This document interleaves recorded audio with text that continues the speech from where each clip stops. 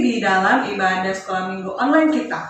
Nah, langsung berdoa supaya adik-adik semuanya sudah siap dan tetap semangat mengikuti ibadah sekolah minggu online ini. Oke? Nah, sebelum kita memulai lebih lanjut, kita memuji dan memuliakan nama Tuhan, mari kita berdoa. Bapa dalam surga, terima kasih, kami mengucap syukur karena Tuhan masih terus beranugerah dalam hidup kami, sehingga kami boleh ada sampai hari ini dengan sehat, dengan kekuatan, dengan berkat Tuhan yang tidak berkekurangan.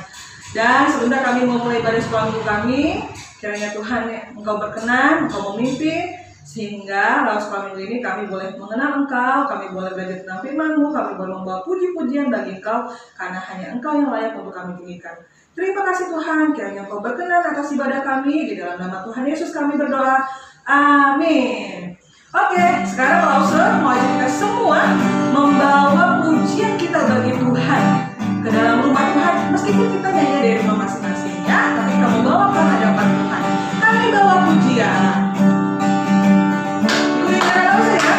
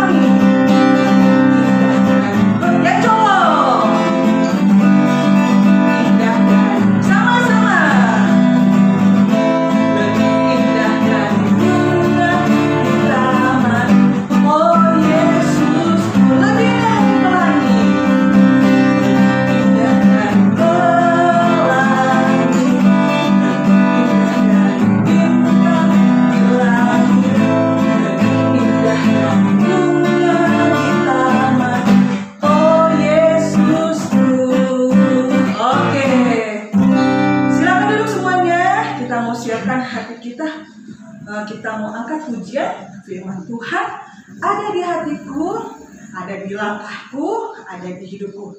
Oh iya, langsung lupa. Ini kan lagunya ada gerakannya ya. Kita berdiri sekali lagi ya. Tapi sebelum kita duduk dengan firman Tuhan, gak apa-apa ya. Yuk, bantu tulis semuanya. Firman Tuhan ada di hatiku. Yuk. Firman Tuhan ada di hatiku, ada di langkahku, ada di hidupku, dan terus bertumbuh sirami jiwaku. Dari kecil berbuah, banyak besar, berbuah. Dari awal ya, firman Tuhan. Firman Tuhan ada di hatiku, ada di langkahku, ada di hidupku, dan terus bertumbuh sirami jiwaku. Berbuah makin besar, berbuah. Besar banget, berbuah. Sekali lagi. Firman Tuhan ada di hatiku, ada di langkahku, ada di hidupku, dan terus bertumbuh sirami jiwaku. Berbuah makin banyak, berbuah lagi, berbuah lagi, berbuah.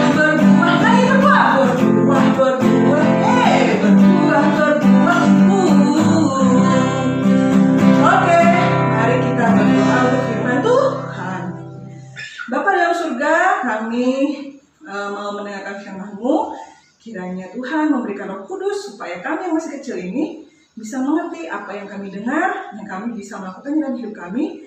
Dan biarlah firman Tuhan bertumbuh dalam hati kami, ada dalam setiap langkah kami, dan ada dalam setiap hidup kami, sehingga hidup kami boleh menyenangkan hati Tuhan.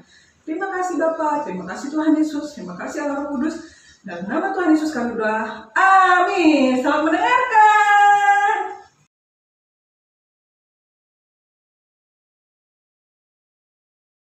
Shalom anak-anak semuanya. Apa kabar hari ini?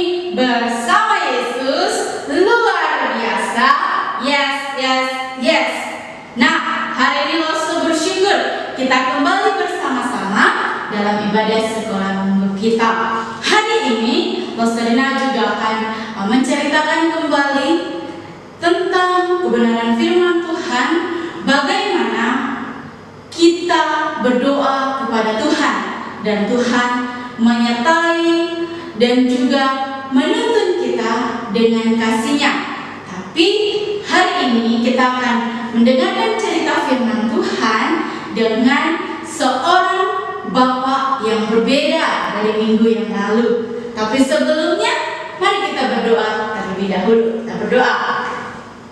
Tuhan Yesus, terima kasih. Kami bersuka cita karena hari ini kami kembali akan mendengarkan cerita firman Tuhan.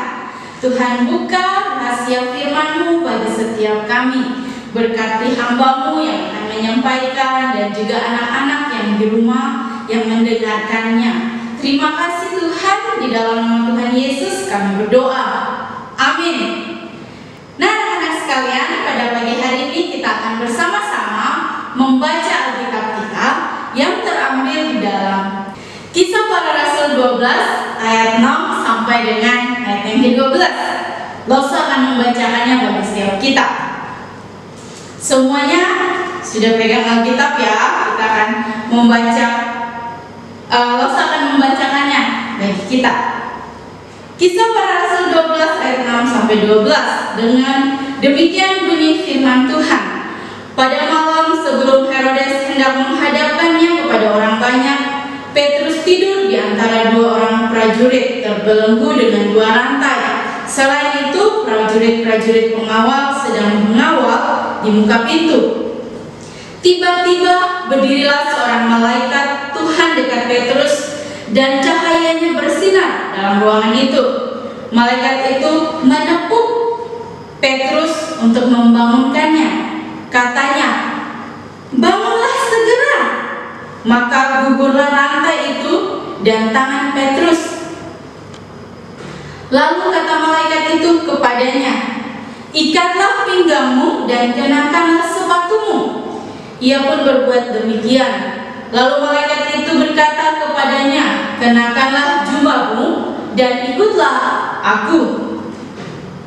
Lalu ia mengikuti malaikat itu keluar, dan ia tidak tahu bahwa apa yang dilakukan malaikat itu sungguh-sungguh terjadi. Sangkanya ia melihat suatu penglihatan. Setelah mereka melalui tempat kawal pertama dan tempat kawal kedua, sampailah mereka ke pintu gerbang besi yang menuju ke kota. Pintu itu terbuka dengan sendirinya bagi mereka. Sesudah tiba di luar, mereka berjalan sampai ke ujung jalan, dan tiba-tiba malaikat itu meninggalkan dia. Dan setelah sadar akan dirinya, Petrus berkata, sekarang tahulah aku benar-benar bahwa Tuhan telah menyuruh malaikatnya dan menyelamatkan aku dari tangan Herodes dan dari segala sesuatu yang diharapkan orang Yahudi. Dan setelah berpikir sebentar, pergilah ia ke rumah Maria ibu Yohanes yang disebut juga Markus. Di situ banyak orang berkumpul dan berdoa. Demikian kebenaran firman Tuhan. Nah, anak-anak sekalian, kita sudah membaca kebenaran firman Tuhan. Kita akan bagaimana mendengarkan bagaimana pertolongan Tuhan kepada Bapak Petrus. Ada yang tahu ini gambar apa? Ya, ini adalah gambar penjara. Apa itu penjara? Penjara itu adalah tempat di mana orang-orang yang bersalah dihukum. Mereka dihukum, dimasukin ke dalam penjara. Apa aja sih Lause yang bisa masuk ke dalam penjara itu? Orang-orang seperti apa? Ada yang mencuri, ada yang membunuh, ada juga yang mengambil uangnya negara, ada yang korupsi, dan masih banyak lagi. Bisa loh, semua orang itu ada di dalam penjara dengan berbagai-bagai macam masalah. Waduh, kasihan juga ya. Tapi dia bersalah. Kalau dia bersalah harus tetap dihukum. Tapi anak-anak sekalian, berbeda loh dengan keadaan ini. Kita akan sama-sama mendengarkan kisahnya. Kisah dari seorang bapak yang bernama Petrus. Tapi sebelum itu langsung kita mengenal dulu seperti apa ya Bapak Petrus ini, tinggal di mana dia atau dari mana dia. Bapak ini setia kepada Tuhan. Dia sering sekali menceritakan kepada jemaat-jemaat di satu kota. Dia menceritakan betapa Tuhan Yesus itu luar biasa dan Tuhan Yesus itu adalah Raja. Kira-kira Bapak yang tadi itu Bapak Petrus menceritakan kepada jemaat-jemaat di kota itu tentang kebaikan Tuhan dan memperkenalkan Tuhan Yesus itu sebagai Raja. Bapak Petrus ini kira-kira tinggal di mana ya? Dari mana ya tinggalnya ya? Bapak Petrus ini berasal dari kota Yerusalem. Nah, di kota Yerusalem ada orang-orang yang begitu senang mau mendengarkan cerita tentang Tuhan Yesus. Dari situlah Bapak Petrus menyampaikan atau menceritakan kepada mereka dan memperkenalkan Tuhan Yesus sebagai Raja bagi Bapak Petrus dan bagi orang-orang yang mau mendengar. Nah, anak-anak sekalian, Bapak Petrus tinggal di kota Yerusalem. Dia adalah orang yang senang menceritakan kepada orang lain tentang Yesus. Tapi di kota Yerusalem juga banyak orang yang tidak senang kalau Bapak Petrus ini bercerita tentang Tuhan Yesus. Nah, anak-anak sekalian, banyak orang juga yang tidak senang. Tetapi waktu banyak orang itu tidak senang, ada salah satu dari mereka itu raja. Ada raja di kota itu, di kota Yerusalem. Dia adalah Raja Herodes. Raja Herodes King. Gagah. Dia berkata dia tidak senang kalau ada orang yang menceritakan tentang Tuhan Yesus sebagai raja. Dia tidak mau. Dia tidak suka. Nah, Raja Herodes ini pokoknya tidak boleh ya ada yang menceritakan tentang Tuhan Yesus sebagai raja. Nah, saking Bapak Herodes ini tidak suka dengan Bapak Petrus, pada suatu hari Raja Herodes memerintah supaya Bapak Petrus ditangkap. Supaya Bapak Petrus ini ditangkap dan harus dimasukkan ke dalam penjara. Kaki dan tangannya diikat. Menggunakan apa? Menggunakan rantai besi yang besar. Dia tidak bisa kemana-mana. Akhirnya dia dirantai dan ingin dibawa ke dalam penjara. Nah, anak-anak sekalian, tadi kita sudah melihat bahwa Bapak Herodes tidak senang dengan Bapak Petrus dimasukkannya ke dalam penjara.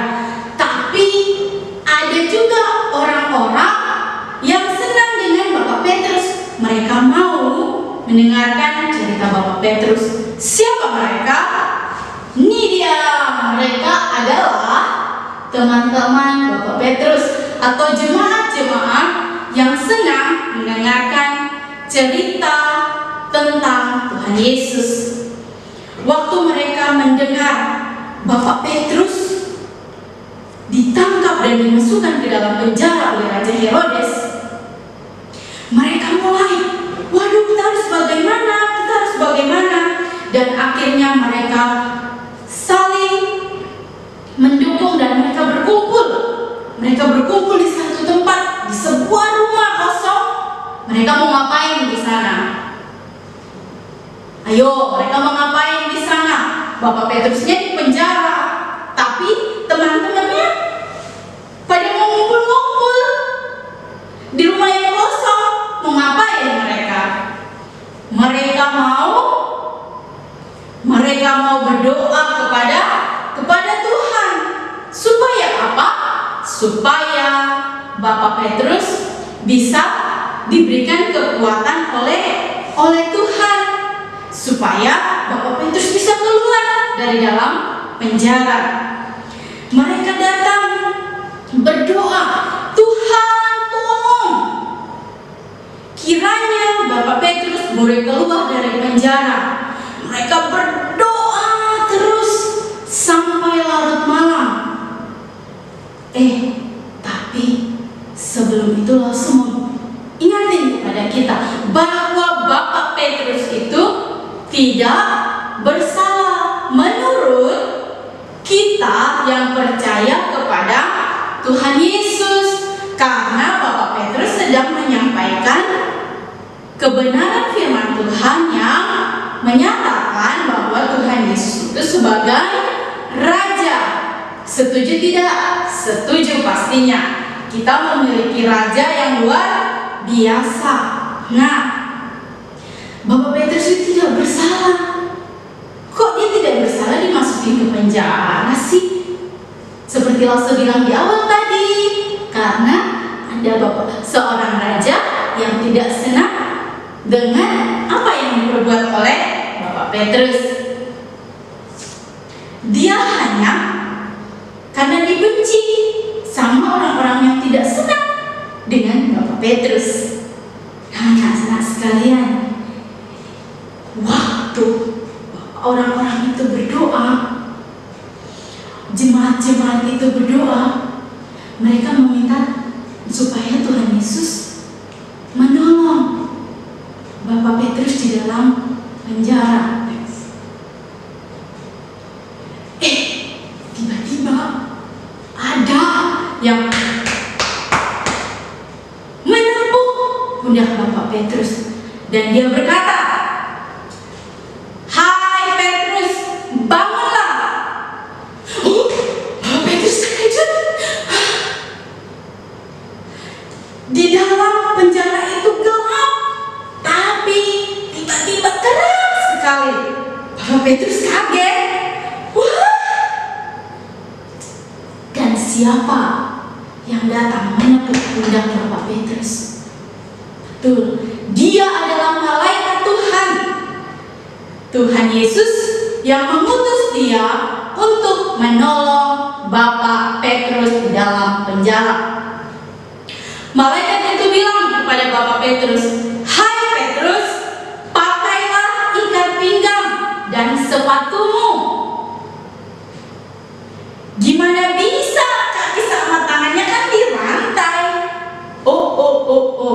Waktu malaikat Tuhan menepuk pundak Bapak Petrus dan menyuruhnya dia bangun, semuanya terlepas daripada tangan dan kakinya Bapak Petrus.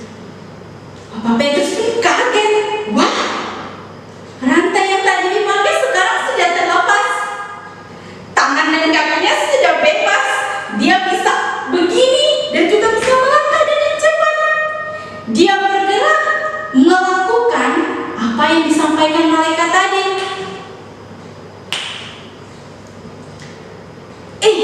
Mereka itu berjalan. Mau kemana? Mereka mau keluar ya dari penjara. Iya, betul sekali. Mereka mau keluar dari penjara.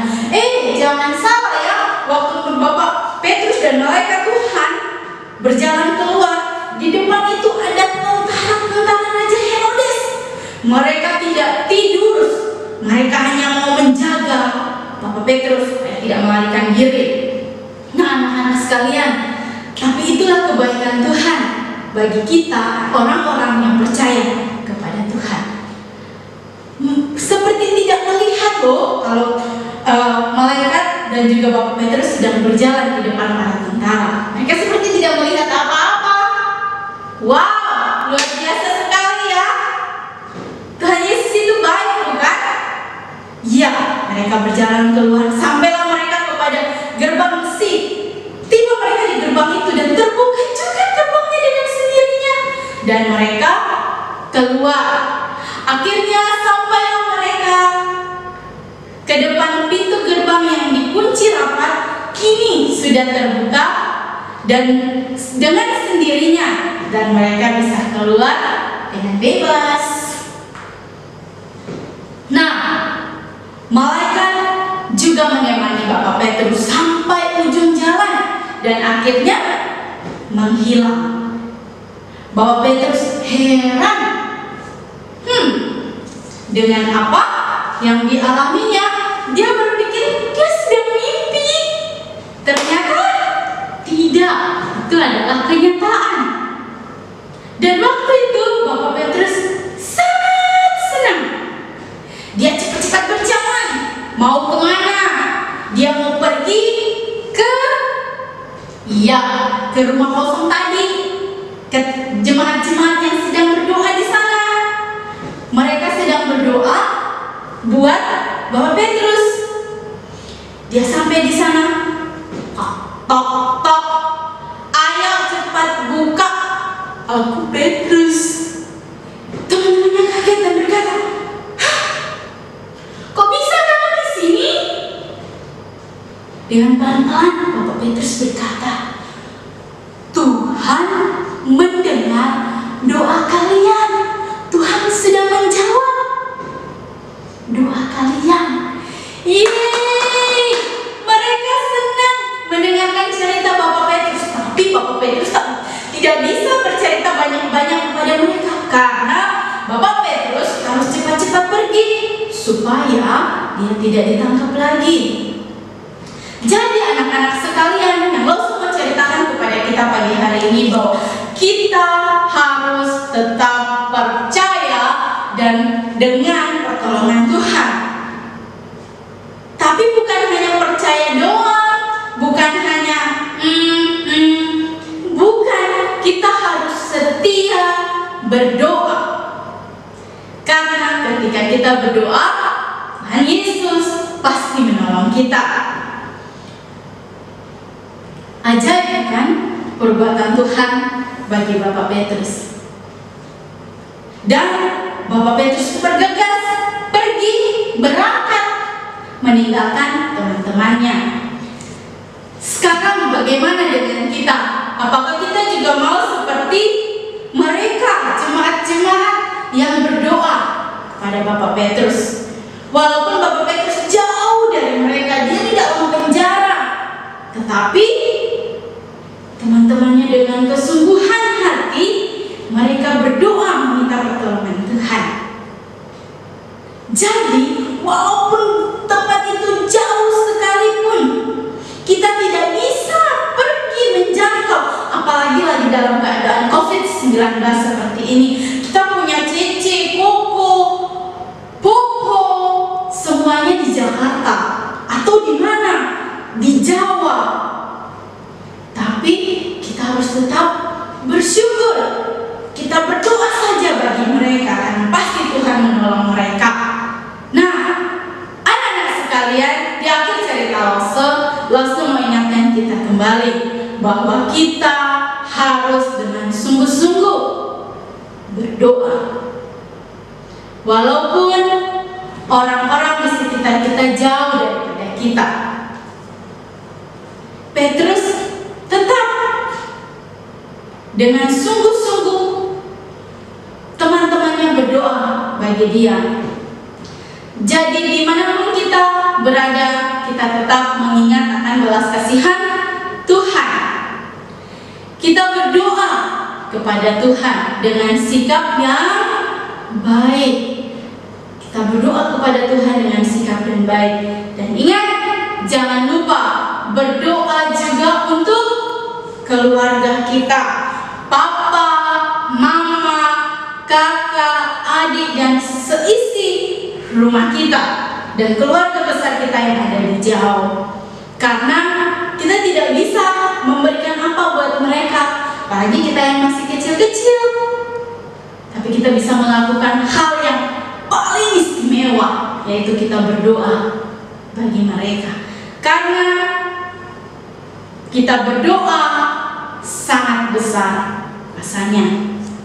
Anak-anak masih ingat tadi siapa yang berdoa bagi Bapak Petrus? Ya, jemaat-jemaat dan teman-teman dari Bapak Petrus. Langsung mau ingatkan kita kembali tentang cerita minggu lalu. Siapa yang bercerita minggu lalu? Ya, Lauseleo. Lauseleo bercerita tentang siapa? Iya, bercerita tentang Esra. Dia berdoa minta apa? Dia minta perlindungan daripada Tuhan, menjaga dia sampai kemana? Sampai ke kota Yerusalem. Tuhan kiranya melindungi dia sampai ke kota Yerusalem. Akhirnya Tuhan melindungi dia tidak? Iya, Tuhan melindungi dia tiba di kota Yerusalem dengan baik. Dia tiba dengan tidak kekurangan apapun karena pertolongan daripada Tuhan. Karena dia berdoa dan memintanya kepada Tuhan. Kita juga harus sama seperti Bapak Esra, berdoa dengan sungguh kepada Tuhan. Nah, masih ingat tadi? Ini juga adalah orang-orang yang berdoa bagi saudara mereka, yaitu Bapak Petrus di dalam penjara. Anak-anak sekalian, biarlah kebenaran firman Tuhan hari semakin semangat. Ngapain lo semakin semangat? Berdoa. Bertekunlah di dalam doa dan percayalah kasih Tuhan menyertai kita. Jangan pernah lalai berdoa. Setiap hari kita harus berdoa bagi keluarga kita dan juga kita secara pribadi. Oke anak-anak sekalian, amin buat kebenaran firman Tuhan pada hari ini. Tapi sebelumnya Rosalina mau memberikan ayat hafalan bagi kita. Ketika ayat hafalan ini sudah dihafal,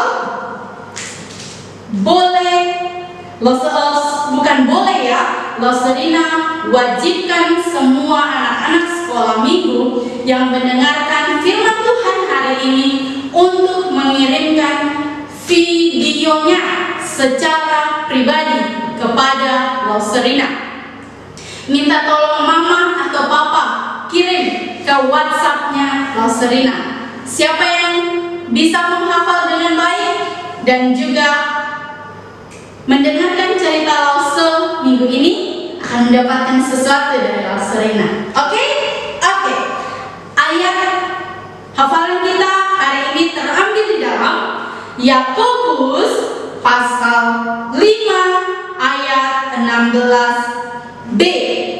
Yakobus 5 ayat 16b. Rosalina akan bacakan bagi kita. Doa orang yang benar bila dengan yakin didoakan sangat besar kuasanya. Sekali lagi, doa orang yang benar bila didoakan dengan yakin sangat besar kuasanya. Langsung tunggu kiriman ayat hafalannya.